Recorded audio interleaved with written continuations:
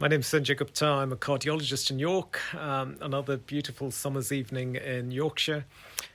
So today's video is entitled 1 in 30, Rethinking Blood Pressure, Risk and Motivation.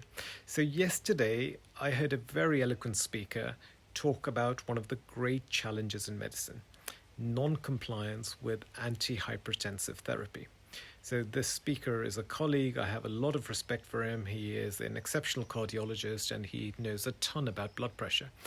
And basically, he was bemoaning the fact that people do not comply with their blood pressure medication. And he quoted a striking figure. He said that 50% of patients stop taking their blood pressure medications within a year. And he seemed genuinely baffled. Why? Don't they know how important it is? And then he gave a number, the NNT, or number needed to treat. He said, did you know that if you treat 30 people for high blood pressure, you prevent one major cardiovascular event? The NNT is 30. And I paused, because while he meant this to sound compelling, it made me think about the other 29. What does NNT really mean? Let's unpack that for a moment. If the number needed to treat is 30, that means only one person in 30 actually derive a benefit. A heart attack prevented, a stroke averted, a life saved. But here's the twist. That person never knows it. The one who benefits lives on, unaware of the bullet that they dodged.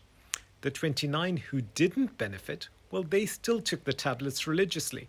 They still faced the side effects, the fatigue, the dizziness, the cost, the worry, without ever getting a benefit, without ever feeling a benefit. So when we say, why don't patients comply? Maybe the real question is, have we helped them understand the trade-off? I think there is a more human way to motivate. Here's a thought.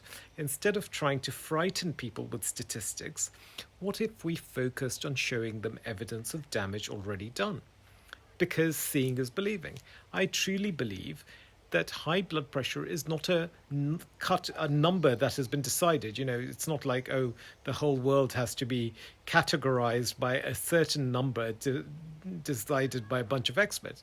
High blood pressure, to my mind, is that blood pressure that causes harm to that patient.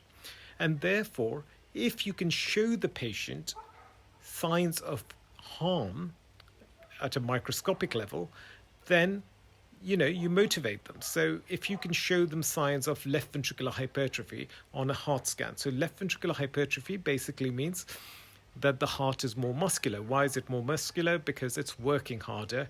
Why is it working harder? Because it's working against a higher pressure. So if you can show a patient that, or if you can show that their kidneys are beginning to leak out protein, which they shouldn't do, or if you can show that at the back of their eyes they're developing microscopic damage, then that threat becomes real and personal and tangible. It is no longer a distant number. It is that patient's heart, that patient's kidneys, that patient's eyes. And that can change everything.